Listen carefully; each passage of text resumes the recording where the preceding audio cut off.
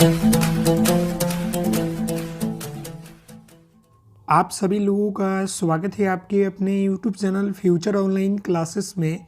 आज हम इस वीडियो में डीएलएड एंट्रेंस एग्ज़ाम 2023 के लिए हिंदी के सेट 1 को देखने वाले हैं, जो कि आपके पूरे एग्ज़ाम के ऊपर बेस क्वेश्चन में लाया हूं, क्योंकि आपको मैं बता दूं कि इस वर्ष आपके जो है केवल हिंदी में 25 प्रश्न पूछे जाएंगे। प्रीवियस ईयर आपके जो है 30 प्रश्न पूछे गए थे, लेकिन इस वर्ष आपके 25 प्रश्न और 1 मार्क्स के होंगे 25 नंबर के। तो 25 का दम सीरीज जो है लॉन्च किया जा रहा है, जिसमें 25 क्वेश्चन ही केवल आपके जो है कराए जाएंगे, और वो भी आपके मिक्सअप क्वेश्चन होंगे। सभी चैप्टर इसमें शामिल होंगे, साथ ही साथ आपको थ्योरी और प्लस कॉन्सेप्ट और आपके प्रैक्टिस कराए जाएंगे। तो आप लोग कमेंट करके ज़रूर बताइएगा कि आपके जो है ये 25 मार्क्स में से आपके कितने आ रहे हैं। पूरे ये जो क्वेश्चन है, जो भी ये क्वेश्चन आप यहाँ पर देखेंगे, ये पूरा क्वेश्चन जो है आपके एग्ज़ाम बेस क्वेश्चन है, एग्ज़ाम पर पूरा बेस क्वेश्चन है। तो आप सभी लोगों से निवेदन है कि वीडियो को पूरा देखिएगा और कमेंट बॉक्स में अपने नंबर को, स्कोर को बताइएगा। यहाँ पर आपका पहला प्रश्न है कि एकैक शब्द का संधि विच्छेद। यहाँ देखिए, एकैक शब्द का संधि विच्छेद। यहाँ पर ऑप्शन आपका क्या है? 1 + 1, एके + 1, 1 + एके, एके + 1। बताइए क्या होगा? तो देखिए, मैं आपको बता दूं कि जो आपका एकैक का जो संधि विच्छेद होता है वो होता है 1 + 1। क्या होता है? 1 + 1। तो इसका आंसर क्या हो जाएगा? ऑप्शन आपका ए हो जाएगा। 1 + 1 जो होता है एकैक का जो होता है संधि विच्छेद होता है। समझ गए? तो ये जो है काफ़ी इम्पोर्टेंट है, आपको याद रहना चाहिए। अगर हम बात कर ले कि संधि किसे कहते हैं, तो संधि आप सभी लोगों को मालूम है कि दो निकटतम वर्णों के परस्पर मेलों से जो विकार होता है उसे हम लोग संधि कहते हैं। और संधि की बात कर ले तो संधि आपके जो है मतलब 3 तरह के होते हैं आपके। एक स्वर संधि होते हैं, विसर्ग होते हैं, और आपका एक व्यंजन होते हैं। तो ये बातें आपको याद होगी। तो एकैक का संधि विच्छेद क्या होगा? 1 + 1। समझ गए? अगले प्रश्न की ओर ऊपर बढ़ते हैं। तो यहाँ पर देखिए, अगला यहाँ पर आपका 2 नंबर प्रश्न है, और यहाँ पर बोल रहा है कि अपना और पराया किस समास का उदाहरण है? बताइए, अपना और पराया जो है किस समाज का उदाहरण है? द्विविधु समास, द्वंद्व समास, द्विगु समास, बहुव्रीहि समास और तत्पुरुष समास। बताइएगा किस समास का आपका उदाहरण है? तो देखिए, मैं आपको बता दूं कि अपना और पराया जो है यह जो है द्वंद्व समास का जो है आपका उदाहरण है। समझ गए? द्वंद्व समास का उदाहरण है, क्योंकि यहाँ क्या होता है कि प्रथम और द्वितीय दोनों पद प्रदान होते हैं, उसे हम लोग द्वंद्व समास कहते हैं। यहाँ पर प्रथम और यहाँ पर द्वितीय दोनों पद प्रदान है, अपना पराया। समझ गए? और द्विगु की बात कर ले तो जहाँ पर जो है संख्या का बात हो, द्विगु, ये जो आपका द्विगु होता है ना, जहाँ पर संख्या की बात किया जाए उससे हम लोग बोलते हैं। समझ गए? और बहुव्रीहि जो होता है जिस समास में दोनों पद के जो है माध्यम में एक विशेष अर्थ का बोध हो, उसे हम लोग कहते हैं। और तत्पुरुष जो होता है जिस समास में पूर्व पद गौण तथा उत्तर पद प्रधान हो। समझ गए? उसी को हम लोग तत्पुरुष समास कहते हैं। तो यहाँ पर अपना और पराया समास जो होगा वो आपका द्वंद्व समास हो जाएगा। द्वंद्व, याद रखिएगा, पहला ऑप्शन इसका आंसर हो जाएगा। अगले प्रश्न की ओर बढ़ते हैं। तो यहाँ देखिए, अगला यहाँ पर 3 नंबर प्रश्न है कि यहाँ पर बोला है कि इंटॉलरेंस का हिंदी अर्थ बताइए। इंटॉलरेंस का हिंदी अर्थ क्या होगा? यहाँ पर ऑप्शन आप देख सकते हैं। यहाँ पर थवनमरता, फिर यहाँ पर है प्रभावित और असहिष्णुता। समझ गए? फिर यहाँ पर असहयोग। तो इसका आंसर हो जाएगा इंटॉलरेंस। इंटॉलरेंस का जो हिंदी अर्थ होता है वो होता है असहिष्णुता। समझ गए? तो इसका आंसर ऑप्शन आपका 3 नंबर हो जाएगा। समझ गए?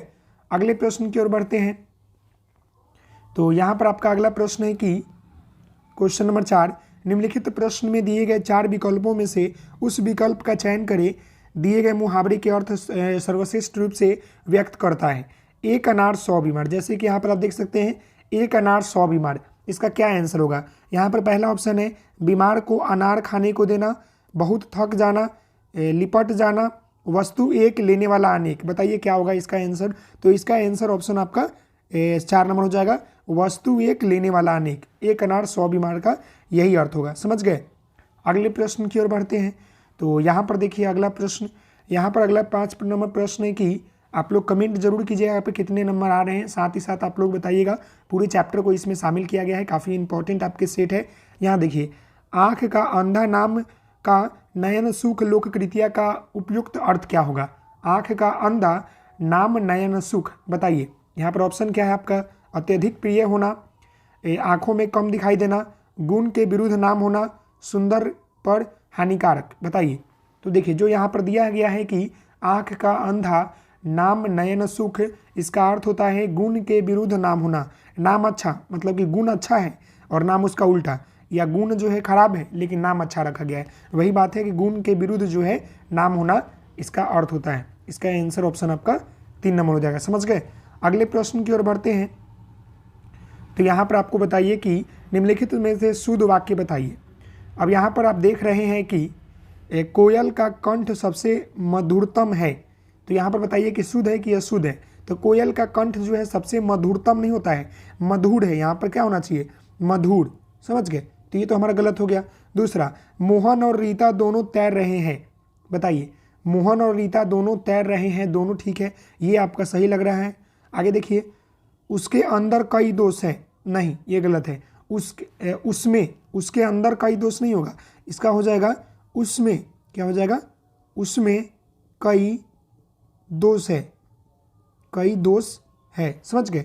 आकाश बहुत उच्च है, आकाश बहुत उच्च नहीं होगा, आकाश बहुत ऊंचा है। यहाँ पर क्या हो जाएगा? ऊंचा। समझ गए? यहाँ पर ऊंचा। तो इसका आंसर क्या हो जाएगा? ऑप्शन आपका 2 नंबर हो जाएगा। बाकी ये सब क्या है आपका? गलत है। समझ गए? अगले प्रश्न की ओर बढ़ते हैं। तो यहाँ पर देखिए अगला प्रश्न, यहाँ पर 7 नंबर प्रश्न बोल रहा है कि दिए गए वाक्य का वाच्य ज्ञात कीजिए। यहाँ पर बोला गया है दीपक कपड़े साफ कर रहा है। अब यहाँ पर बताइए कि क्या वाच्य है। तो देखिए, यहाँ पर जो आपका होगा कर्तृवाच्य, अकर्मक वाच्य, भाववाचक, कर्मवाचक। तो यहाँ पर दीपक कपड़े साफ कर रहा है। समझ गए? तो यहाँ पर कहने का मतलब है कि जो दीपक है वो क्या कर रहा है कि करता है और वही प्रधान है। समझ गए? तो इसका आंसर हो जाएगा ऑप्शन आपका ये कर्तृवाच्य। दीपक कपड़ा साफ कर रहा है, ये आपका हो जाएगा कर्तृवाचक। समझ गए? यहाँ पर आपको मैं बता दूं कि आपका वाच्य जो होता है 3 प्रकार के होते हैं, कर्तृवाच्य, कर्मवाच्य और भाववाच्य। समझ गए? तो कर्तृवाच्य मतलब कि जहाँ पर कार्य की बात किया जाए, और कर्ता आपका पुस्तक पढ़ी जा रही है तो वहाँ पर कर्तावाच्य हो जाएगा। और भाववाच्य कि मोहन से पढ़ा नहीं जा रहा है, यहाँ पर भाव उसका दर्शाया जा रहा है। तो यहाँ पर क्या है कि आपका, यहाँ पर आपका जो है दीपक कपड़े साफ कर रहा है, तो दीपक ही जो है यहाँ पर क्या है? कर्ता भी है और इसी को प्रधानता है। तो इसी का आंसर ऑप्शन आपका ए हो जाएगा। अगला यहाँ पर प्रश्न आपका है 8 नंबर कि भगवान तुम्हारा भला करे, इस वाक्य में किस प्रकार का है? बताइएगा। आज्ञार्थक, संकेतार्थक या विधानार्थक, इच्छार्थक, बताइए। भगवान तुम्हारा भला करे, तो यहाँ पर आज्ञा है, आज्ञा तो है नहीं। संकेतार्थक है, नहीं है। विधानार्थक है, नहीं है। यहाँ पर क्या है? इच्छा किया जा रहा है ना, भगवान से मांगा जा रहा है ना कि भगवान तुम्हारा भला करे, इच्छा। तो इसका आंसर क्या हो जाएगा? ऑप्शन आपका 4 नंबर सही हो जाएगा। समझ गए? अगले प्रश्न की ओर बढ़ते हैं। तो यहाँ पर आपका अगला प्रश्न 9 नंबर है कि निम्नलिखित में से कौन सा विकल्प जो है शब्द शक्ति का भेद नहीं है? बताइएगा। यहाँ पर है अभिधा, व्यंजना, उपमा, लक्षणा, बताइए।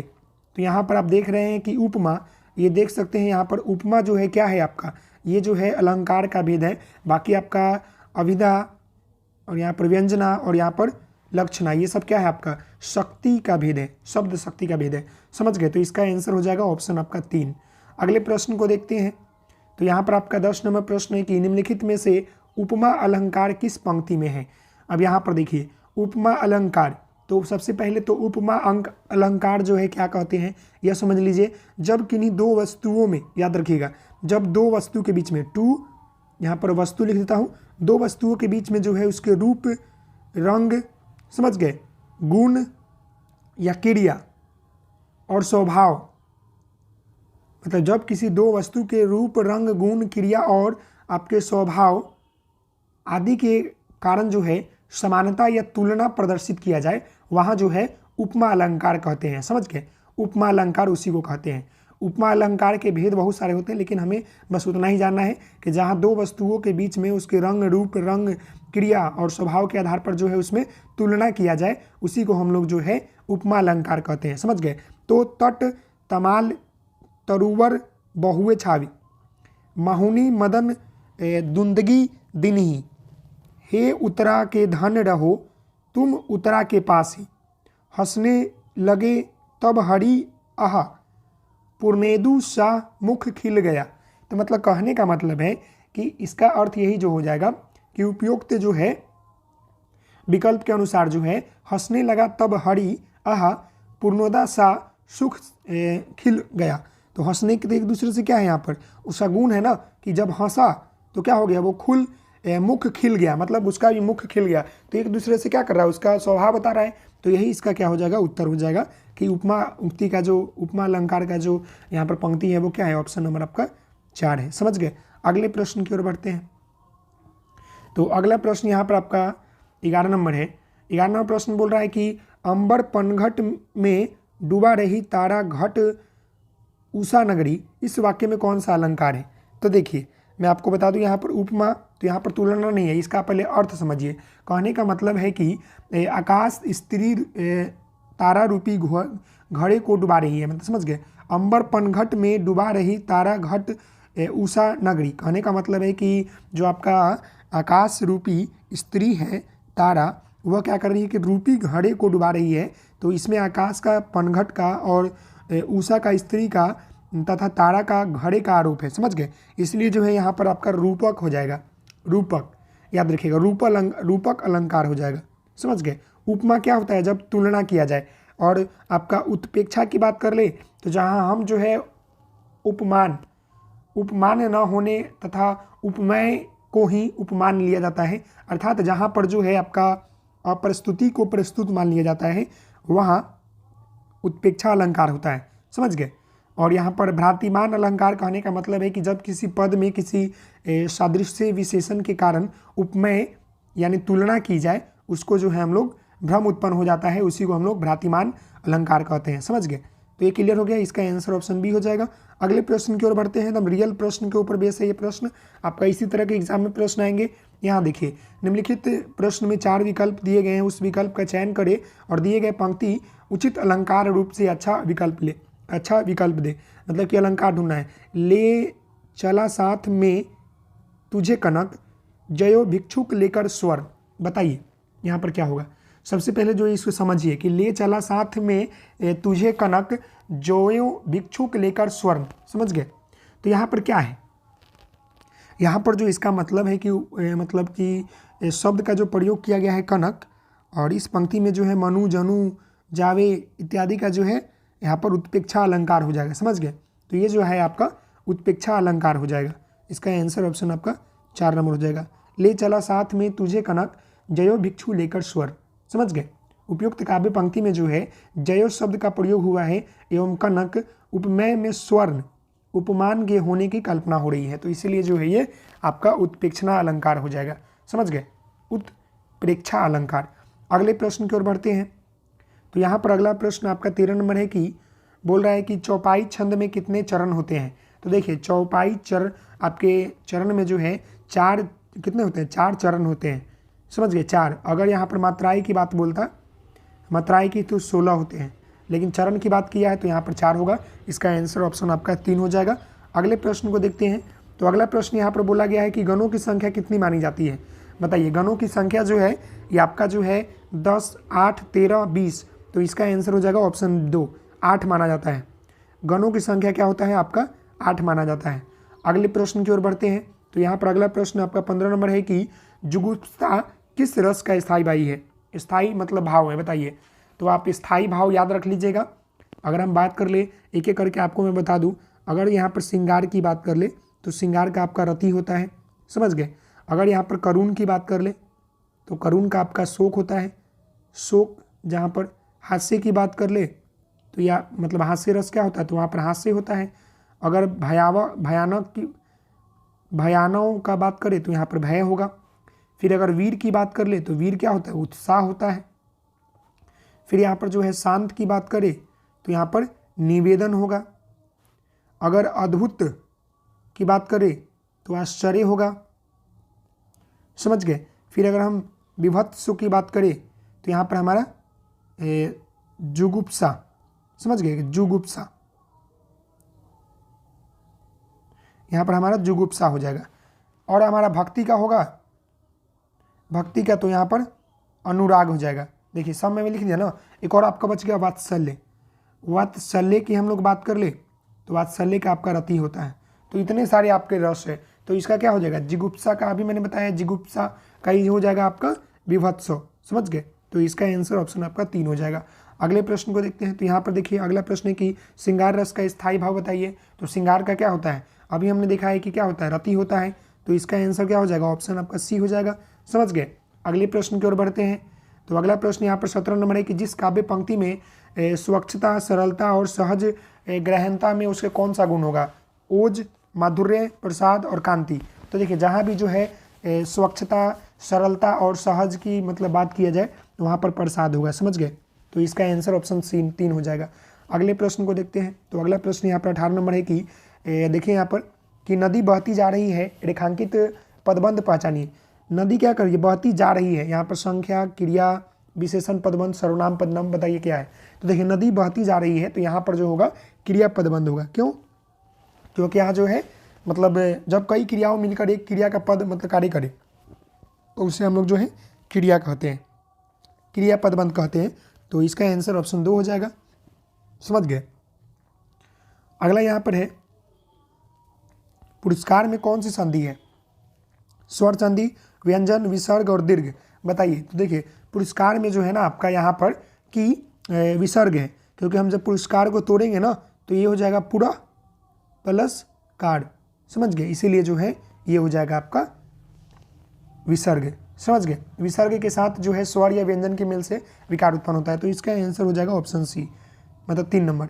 अगला यहाँ पर है कि महात्मा कौन सा समास है। देखिए महात्मा की बात कर रहा है ना, तो महात्मा यहाँ पर जो क्या हो जाएगा कि बहुव्रीहि समास हो जाएगा। क्या हो जाएगा, बहुव्रीहि। अगर बात कर ले महात्मा बहुव्रीहि, जिस समास में जो है दोनों पद जो है प्रधान हो उसे हम लोग जो है अन्य पद मत की ओर संकेत करता है, उसी को हम लोग बहुव्रीहि समास कहते हैं। समझ गए। अगला यहाँ पर आपका 21 नंबर प्रश्न है कि बहुत घमंड होना के लिए मुहावरे बताइए। यहाँ पर पहला है कलेजा पसीना, कोठे में काज होना, पत्ता खड़कना, दिमाग 7वें आसमान पर होना। तो बहुत घमंड होना मतलब कि दिमाग जो है 7वें आसमान पर होना। तो इसका आंसर ऑप्शन आपका 4 नंबर हो जाएगा। समझ गए। अगले प्रश्न को देखते हैं। तो अगला प्रश्न यहाँ पर है कि अपनी करनी पार उतरनी लोक कृतिया का अर्थ बताइए। अपनी करनी पार उतरनी मतलब कि अपना माल बचाकर दूसरे का माल, स्वयं का परिश्रम ही काम आता है, उपयुक्त व्यक्ति को अच्छी वस्तु, ओछा आदमी को अधिक इतराता। समझ गए, इतरार्थ। तो इसका हो जाएगा कि अपनी करनी पार उतरनी मतलब कि स्वयं का परिश्रम ही काम आता है। समझ गए। तो इसका आंसर ऑप्शन 2 हो जाएगा। अगले प्रश्न को देखते हैं। तो अगला यहाँ पर आपका है कि टोल टैक्स अंग्रेजी शब्द को हिंदी परिभाषित शब्द बताइए। टोल टैक्स को हम लोग क्या बोलते हैं, पथकर, पूर्वभरण, राहगीर और व्यापक शुल्क बताइए। तो टोल टैक्स को हम लोग जो है पथकर कहते हैं हिंदी में। तो इसका आंसर ऑप्शन आपका ए हो जाएगा। समझ गए। अगले प्रश्न को देखते हैं यहाँ पर कि रात भर कैसे जागा जाएगा, यह वाक्य में वाच्य पर उदाहरण बताइए। रात भर जो है कैसे जागा जाएगा, तो यहाँ पर क्या बताया जा रहा है, रात भर की बात की जा रहा है। तो यहाँ पर भाव बताया जा रहा है ना कि रात भर हम लोग कैसे जो है जागेंगे। तो यहाँ पर भाव अपनी दर्शा रहा है, तो इसका भाववाच्य हो जाएगा। अगला और लास्ट प्रश्न यहाँ पर देखिए आपका कि निम्नलिखित वाक्यों में से कौन सा मिश्र वाक्य है। देखिए तो आप सभी लोगों को मालूम है कि मिश्र वाक्य जो होता है आपका जहाँ पर मिश्रित हो। समझ गए। तो यहाँ पर आप देख सकते हैं कि जो लेखक अच्छे होते हैं उनकी पुस्तक सब पढ़ते हैं। समझ गए। फिर अगला है कि सर विलियमसन जो संस्कृति के एक उत्कृष्ट विद्वान थे। तो यहाँ तो मिश्रित नहीं है। सूरज उगा और कुहासा फट गया, ये भी नहीं मिश्रित है। गुलाब जी ने अपनी कविता पढ़ाकर सुनी, नहीं। यहाँ पर जो ऑप्शन ए है ना कि जो लेखक अच्छे होते हैं उनकी पुस्तकें सब पढ़ते हैं, तो यहाँ पर क्या है कि आपका मिश्रित वाक्य है। तो इसका आंसर ऑप्शन ए हो जाएगा। तो आशा करता हूँ कि ये 25 प्रश्न जो कि आपके एग्जाम पर पूरा बेस था तो आपको अच्छा लगा होगा। तो आप सभी लोग कमेंट करके मुझे बताइए कि आपके कितने मार्क्स आ रहे हैं। मिलते हैं नेक्स्ट वीडियो में, तब तक के लिए धन्यवाद। Thank you so much. जय हिंद, जय भारत।